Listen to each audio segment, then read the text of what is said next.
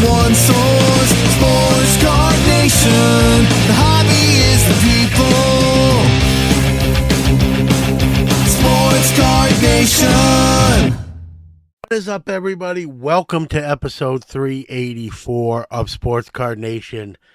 And Adam Romero is back this week. And man, really good dude, former law enforcement officer, protecting and serving, and now in a safer profession known as the hobby, or for the most part, safer. And building sort of his own little hobby empire as a dealer, show promoter, and who knows what's next. So he is back this week for part 2. So if you didn't catch part 1, by all means, go back to last week's episode. As always, we want to thank our great sponsors, Iron Sports Cards, Sports Collectors Digest, Hobby Hotline, and Upper Deck. So with that being said, let's get the show kick-started.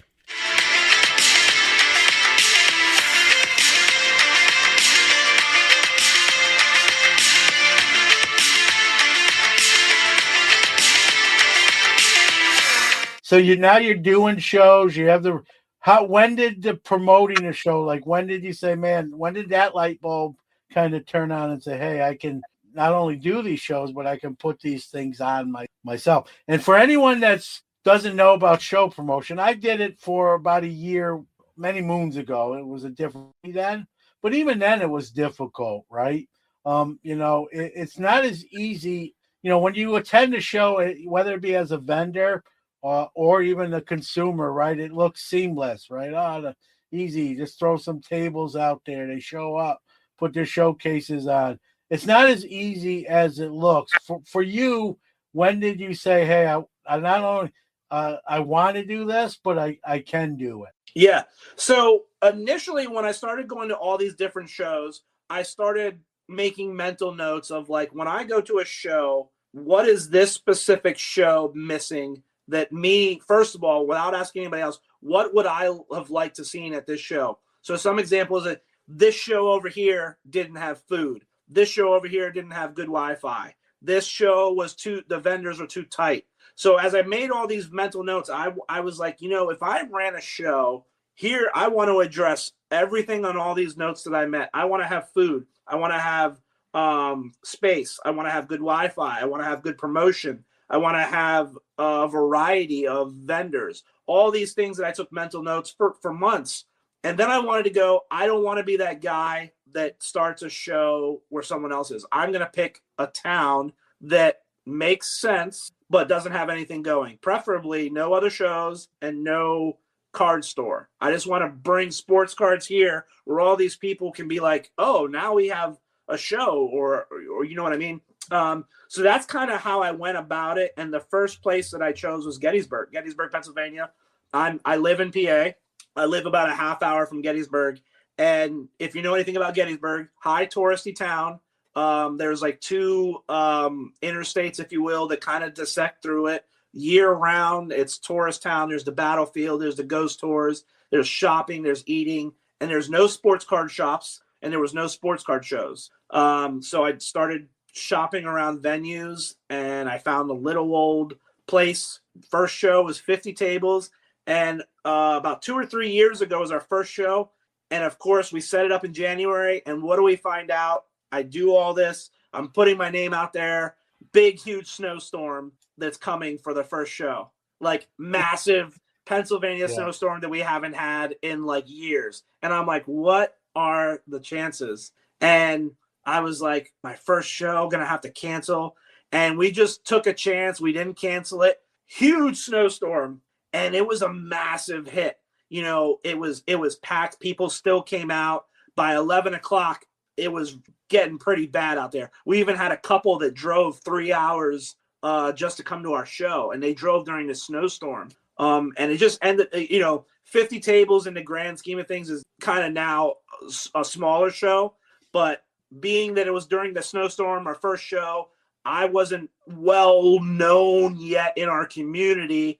It was a great turnout. And that, again, that led to Now I have shows in different cities, but that was the premise. What are card shows not doing that I can do to make it different and desirable? Every card you go to, vendor tables, this, that, and the other. There's a staple of different things there.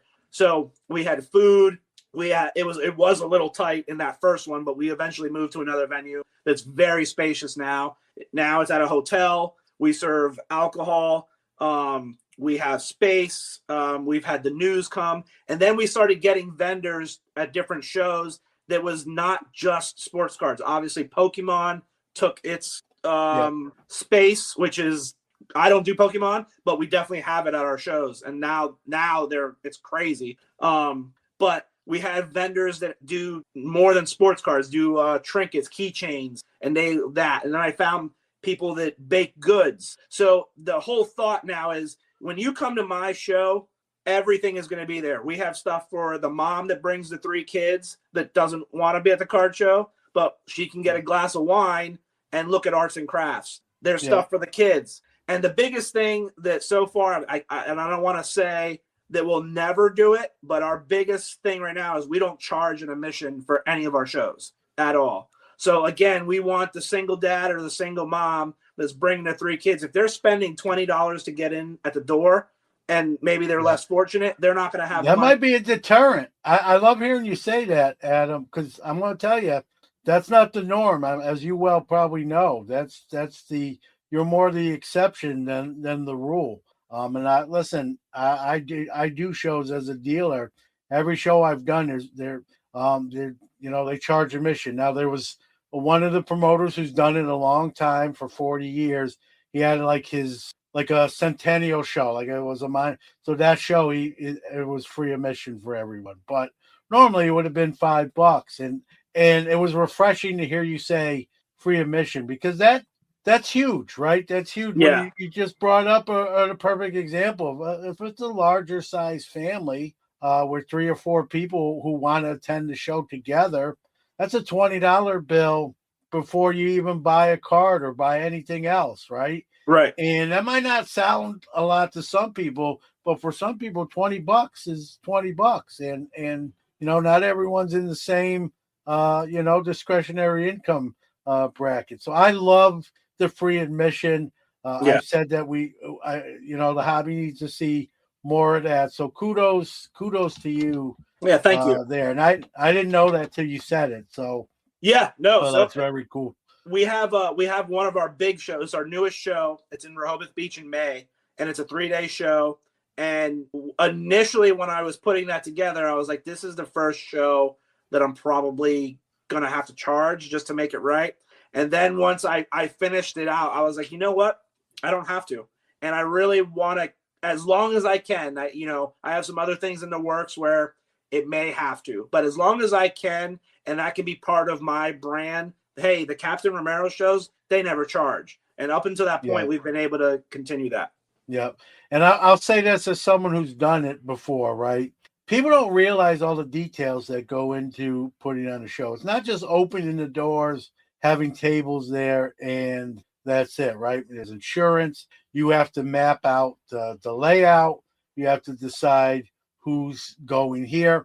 Obviously, if you have your normal guys that always set up, your normal people, they kind of have their spot, but then you have some outliers, right? Well, this person can't do every show, so now this person's going to be here, but they're going to want to do the shows every time now, but I'm going to have to move them. It's hard to make everyone happy, regardless of how good the show itself is. Just as simple as where someone's set up, they may complain about. Like, hey, last month you had me here, now I'm here, and it may be something. It's obviously maybe not even intentional, just the way it worked out. But you're dealing with egos, right? Everyone has a different size. You have an idea. There's so much that I could say about that, but the emails, I've had girls be like, the Pokemon girl, I don't want to set up next to her now. I don't want to be around her. And it's just like, okay. Then I have a guy is like, hey, I'm having beef with him, so I don't want to be next to him. And then there's the people, I want the wall space. And we don't mind requests, But when it gets to that point of dealing with all that other stuff, like childish stuff, and then again, I'm at 5 shows now. Most of them are quarterly. So every week I'm dealing with the layout for this show, the map for this show, then the requests here, then I don't want to see this person and I don't want to be with this person. And it's like, oh my goodness. So I don't think a lot of people think about that. They just think about, hey, I paid for my table and I want to be here, and that's it. I've said this, Adam. It's sort of a thankless job, and here's what I mean by that. If someone has a great show, a dealer, they're probably not even going to. I don't want to speak it with a broad, but more likely than not, they're probably not even going to say anything, right? But the minute they didn't have a great show, or hey, I didn't like this person next to me, or I didn't like this, or this corner was bad for me. Whatever they find you'll hear about that more often than like, hey man, thanks for putting on a great show. And I'm sure you do get that, but probably not as much. Probably not as much as you realistically should. And so that's why I say it's sort of a thankless job. People are gonna find the one thing wrong and nitpick or complain about it. And then if there's nothing, they won't say anything. So it's kind of like, you can't win. You can't win. You definitely can't win. I will give a shout out to a lot of my ideas. They give a lot of good feedback, and I'm open to polite criticism. Hey, something that didn't go right or you'd like to see, as long as you're nice about it, just be polite. But you want to see something different, you want me to add something, take away, whatever. I allow people. It comes in the order of when you sign up, so you have a chance to request a spot this row by a wall. But well, you said the other side, you can't make anybody happy, and we definitely do get those people that they just somehow muster up all this energy to tell you something so they can just be negative. And it's like, invest that energy in being positive or saying something else. So I want to make sure that I give credit to a lot of people. They do say a lot of nice things, but we definitely get those people that they just want to be trolling or negative. So we get both. All right. So from one dealer to another, as a dealer, do you price your cards or do you not? There's no wrong answer, but it's just different approaches. Are you a pricer or not a pricer? Absolutely. I am a pricer, and again, to each their own for everybody. Me, I go up to your showcases. Your cards aren't priced. See ya. We wave the same pennant, Adam. It's not that so much I'm shy. When I was younger, I was definitely more of a shy person, but I'm just like, maybe because I'm a pricer and I'm biased, but like, I always tell people too, like, maybe I miss on like repricing, but let me know. Like, don't assume like I can't come down, right? You can price it and you can always come down, right? Right. And I always tell people, ask me if something rubs you the wrong way or you think I'm a little high. And most people who know me know that. But like you, if I'm at a show as a consumer or even as a dealer and I'm walking around to other dealers' tables, I'm not gonna lie. If they're not priced, I'm like you just said, I'm probably going right to the next table. I just think it's just like you said, to each their own. But it's like I don't want to. It's a good start, right? Having a price on the card is a starting point for a negotiation. I always feel funny too if someone doesn't price their stuff, and then you do ask them like, "Hey, what are you looking for on that?" And obviously, in your own mind, you have sort of what you're looking to pay or what you think's fair. And if they say something that is really not close to that, now it's an awkward spot. Because you're really probably not even going to counter that because you're not even in the same ballpark. And so now you ask for a price. It wasn't great. And now you got to kind of, it's that awkward silence and you just sort of slink away, right? And obviously if the price is kind of in the ballpark, then you can say, well, I was thinking more along the lines of this. And then now that back and forth might occur, which will hopefully end up in a transaction. But it's those cases where that number's too high, where you're not even close enough to even start, and then you feel awkward, right? And you remember that, and that I think when that happens is you stop asking. It's like, So I don't know. I've just always been a pricer from my first show in 1987 as a 15-year-old kid, and I just think it's. I think a lot of people think like us, Adam, where like if nothing's priced, they're going to move on to potentially the next table. And so when you don't knowing that, and if you don't price your cards, you're sort of eliminating 50% of the people maybe that walk through the door, if not a higher number. Yeah. Right. So if you think about half the people won't ask for what the price is if it's not marked, you've eliminated half the show of consumers. Right. And I don't want to do that if I can help it. You know what I mean? So that's sort of my mentality. It's a starting point. People know me, know like, hey, that's, sure, there's some cards I have more wiggle room than others, but there's very few cards I won't come down at least a little bit. Yeah. Or something, right? And so I've always been a pricer. It's and I think there are people like us that just won't ask. And so those people, you're eliminating them by not pricing your cards from a potential sale. My biggest frustration for me with that is just that, like, typically when I go to a showcase, generally I want to buy more than one card. So when I go to it, I don't want to have to ask you 6 times, how much is that? How much is that? Oh, wait, now I forgot what he said about the first one. How much was that one again? Oh, now I forgot about the 5th one. Oh, I don't have the time to be like, how much, do my math, do your math. And at least I know that, hey, he's asking that. So I know he wants to be somewhere around there. I think a lot of people too, because I've done some content with the whole pricing and not pricing. And some of the feedback people have said is just, oh, hey, comps change too much. So every week, and I can get that. If you're not doing this on a full time, or if you are doing this full time and you want to be around the market changing, and you got 3-4 showcases, to do that every week can get redundant, but that comes with the territory. I'm someone that typically I will try to price my cards every week, but I don't get to it every week just because, again, I run 3 showcases, sometimes 4. So it's just like, changing all those prices every week, comping 100 cards every week can get tiring.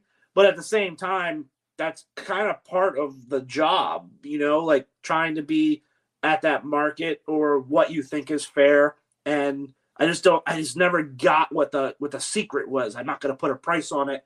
But again, I don't want to paint with a broad brush. I generally feel, again, not everyone, but I think a high percentage of dealers who don't price their cards might be on the higher asking price level, if you will. Yeah. And I don't want to say it's a trap, but it's a way for those who will ask sort of to open that door and maybe catch somebody, so to speak, if you will. And here's the thing. I think most people are reasonable and know, like, hey, you can't reprice everything, or you're going to miss something, or something can be volatile in the market. Just say that to us, right? Hey, listen, I think I'm sure it's an honest, you probably just didn't get to it, but hey, that's going for about that, and you're a little bit high on that. What can you do, right? And maybe we say, I can't be where you need to be at, but I'll get kind of close. And so even though you didn't reprice it, you still can potentially make, just because, again, you have a starting point, even though that starting point might be high or higher than that person is looking for, it still opens that conversation up, where if a card's unpriced, someone like me and you are just going to go to the next table and not even entertain that conversation. So I think people understand, like, you're not going to catch every card, especially if you have a vast inventory. It's almost impossible. So someone's going to ask more on a high price card than a not price card, right? More people are going to say, hey, these are going for about that. I don't know if you knew, and I'm kind of interested. What can we do here? But if it's not priced, they're most likely going to sort of walk away. Yeah. Time for a quick break, but we'll be right back. For nearly 50 years, Sports Collectors Digest has been the voice of the hobby, bringing you comprehensive coverage of the sports collectible industry. From industry news, auction results, market analysis, and in-depth stories about collectors and their collections, Sports Collectors Digest has everything you need to know about the hobby. SCD is also your leading source for listings of sports collectible dealers, card shops, card shows, and the latest from the industry's top companies. To check out all the latest news or to subscribe to the hobby's oldest magazine, visit sportscollectorsdigest.com or call 1-800-829-5561. Thanks for sticking with us. Let's return to the show. So as a dealer, right, I always love asking this question because everyone has different, MOs, modus operandi. It's like, how do you acquire like new inventory? Is it from people coming up to the table selling? Is it going to shows as a consumer? Is it online? Like, where is it a various all kind of together? How do you like refresh your inventory? Yeah, it's definitely a variety of ways. It's online. I don't really buy on the card sites like eBay and anything like that. But there, from time to time, there's Instagram. A lot of it will be from the shows. And again, I know now what show is. This show's a selling show. This show's a buying show. So I'm preparing through the week for this weekend. I know that I should take this inventory, these teams, these players, this type of pricing cards, and I know that I'm not going to be able to buy. Or flip, I know I'm going to this show, and because I've done it, this is a good buying show, so I'm saving up and bringing lots of cash. It is a variety of based on show, location, and all that every weekend. But the majority is trying to buy at shows. There are a few friends that I have that have some nice shops within 2 to 3 hours that they are very, what's the right word? That they always have it. Let's just put it that way. Yeah. And they're good friends of mine. So there's a shop in Culpeper, Virginia, Showtime Sports Cards. I go there all the time. I'm very good friends with the owner, and they just have stuff every week. Like every week they have new inventory. So they're a great supplier for me. And then of course, just people you in the community, you get messages that know me. Hey, I think you would like this, and I pulled this, and they can sell it to me at a good price because they pulled it. Or again, the biggest thing, we haven't really talked about this, but relationships. That's going to get you a massive amount of great things within this industry is the relationships. Because once people get to know you and you do one deal and it goes great and things like that, you'll have people all over the country say, hey, I had this, or I got this, and I thought of you first, or you had a great transaction. So they remember you, and those things go a long way. But it is a variety of ways, and it's different every week. Yeah, it's a great point, right? And I have that. I've been doing this a long time. I'm old, so I did my first show. I don't know if I was 15 in 1987. So well, just to let you know, in 87 I was 1 year old. Yeah, now I feel even older than I actually am. And I am old. So, yeah, I've done 30. It's crazy, Adam, and now I'm doing the math, right? I've done shows there was a couple years where I didn't do any shows, but for the most part, 30 plus years of being active in the shows. And like you said, they've come a long way and they're different now. I mean, I was doing a show in 87. There was no such thing as Wi-Fi. Computers really didn't, we didn't need it. People had the Beckett in their back pocket. They would just pull it out for comps. So it's such a different hobby than the one I started doing shows in. The one thing I struggle talking about, like buying cards, is I like to try to buy cards as a dealer at a show I'm set up, but sometimes you're just so busy, and someone will come with their case and be like, "Are you buying?" And I'm like, I am, but right now I can't, and I'm not trying to be rude. I'm just like, I don't want to be rude to the people that are at my table asking questions or want to see something. So you play tug of war, right? Like, how do you deal with that and not make anyone mad? And so I always tell someone, like, I can't look at the moment, but if you see a quiet moment and there's not many people, I'm like, come back. I'm more than happy to look, but I also don't want to ignore someone else like a potential customer. So it's sort of like a balance of scales. Like, if they a lot of times they have stuff right in their hand. So that's kind of easy. They hand you a stack of 10, 15 cards in hand. You can kind of look at that real quick. But to look through like a whole Zion case while you have like 5 or 6 people, along the front of your showcases, it can be tricky. Yeah. Sometimes too. So I don't want to say struggle, but it's always you try to balance that out. And I always tell people, like, you see an opportunity by all means, but plus I run like an SGC bulk submission table too. So I'm being pulled in all sorts of different directions as well. Luckily I set up with a buddy of mine. So sometimes while I'm like doing something with the SGC table, he might have sold a couple things, and I get settled down, and he'll hand me some money and be like, "Where's my commission?" Yeah. And it's nice when you have someone that's willing to help you out like sure. that. So coming down the home stretch here, man, like it's funny. We kind of think along the same lines, and it's always refreshing. Like what's are you going to be doing more shows? Do you like where you're at? Are you like, how far do you travel as a dealer to set up at a show? All over. I've done the way I look at it, I've pretty much done every major show in the country except so far the West Coast Card Show. This month is an example. Like tomorrow I fly out to Shipshewana, Indiana. That's the first time that I'm doing that show. I hear it's a great show. Usually I do the Philly show because I'm in PA, but we're gonna give that show a try. I've done Dallas several times. I've done the National. I've done Fanatics Fest. I do all my local shows, so I will go anywhere as long as it makes sense. I just haven't gotten to the West Coast Card Show, but when I think about it, I've done pretty much every national or major show in the country at least one time. But I'll go anywhere. Yeah.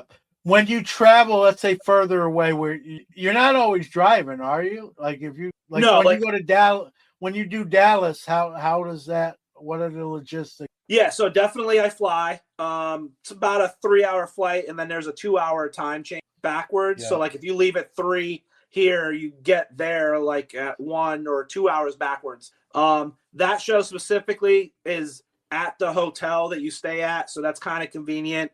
But anything like my rule. How do you get your? I guess how do you get your inventory there? But like to a show you're flying at. So I keep it on a carry-on, and I keep it in my hands at all time. I have a carrying case. So that one carrying case is my carry-on, and then I have another special bag that kind of condenses everything because I don't like to check anything. I have my backpack, and then I have my carrying case. And then typically, you got to rent showcases, that type of stuff. But anything over like 6 hours, I don't really want to drive. I hate driving like long periods. Yeah. So that's kind of like my standard. But if I have to, depending on the flight and the ticket and all that, it varies. If I'm going with someone, those kind of things play factor. But as far as like willingness, I'll go anywhere. Yeah, I always love asking people that when they travel, like how do they get their stuff? And I've heard like your answer. Like I have a bag I keep with me that has my inventory. I read showcases, and I've heard the opposite. People will ship which would make me super nervous to ship my inventory via mail or UPS or whatever. Man, I had 2 brothers on that are dealers in Vegas, and they ship their stuff and fly to shows, and they my gosh. They said the worst thing that happened was the airlines lost their anything they've shipped has always been fine, but one time their luggage got lost or didn't get off the plane, so they only had the clothes that they were wearing for pretty much 2 or 3 days, so until they could get their luggage back. So listen, I think knowing my inventory, I think most dealers would say I rather lose my luggage with clothes in it than my show inventory. 100,000%. I'm not letting any of my cards. I don't care if they're $20 or $1,000 out of my site for sure. Yeah, makes sense. Well, Adam, listen, I appreciate you making some time. You're a busy guy as a promoter, dealer, dad, all that, man of many hats. I appreciate you spending some time with us, sharing some of your insight and your thought process and how you go about things. And it's refreshing. I love the free admission. And I love the fact that even when there's been times when like you thought you couldn't do it, but you made it work, right? I love hearing that.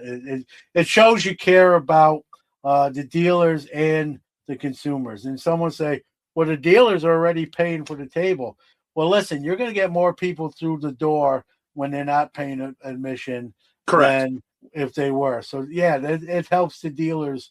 It's thinking about them as well as the consumers. So that's a two-way street. So I really I love hearing that. I love what you're doing, man. Love to have you back on again as your empire grows. And are you going to this year's national? Yeah. Last year I had surgery and I couldn't make it. And I'm actually having surgery again, but it's before I'm going to be healed up in time. And I'm actually going to be setting up for the second time with a friend. So I'm excited. I have grown a love for Fanatics Fest over the National. That's another story, but I'm also excited to be back at the National and be behind the table. Well, I'm planning on being there, not as a dealer, but as a consumer and support of the podcast as well. So I'll make sure to find you, shake your hand, meet you in person. Wishing you continued success and everything you're doing. Thanks for coming on. Yeah, thank you for having me. I had a great time, and I definitely will look forward to coming back again. Yeah, no doubt. Actually, we'll have you back because I want to hear the Fanatics Fest versus the National. I've done some content on it, and I'd be happy to talk about it because I have strong opinions on those issues. All right, we'll save that for future Sports Card Nation. Yeah. Right, that concludes our great conversation with Adam Romero, and great guy. We're gonna, long as he'll come back, like I said during the interview, right? Love to have him back on, and he's got some irons in the fires. I won't give up the info, but working on some stuff that's will be big if it comes to fruition. And he's a smart dude. And glad to get to know him a little bit. Looking forward to meeting him in person at the National. And, just an intelligent guy that's having a lot of fun and doing well for himself. And easy to root for guys like that. So we're going to come down the stretch here, hear from our Hobby is the People announcer of the week, and wrap up this week's episode. Time for our Hobby is the People announcer of the week. Yo, this is the Card Carver. Remember, the hobby is the people. If you'd like to be the Hobby is the People announcer of the week, do a WAV or MP3 file and send it to sportscardnationpc@gmail.com.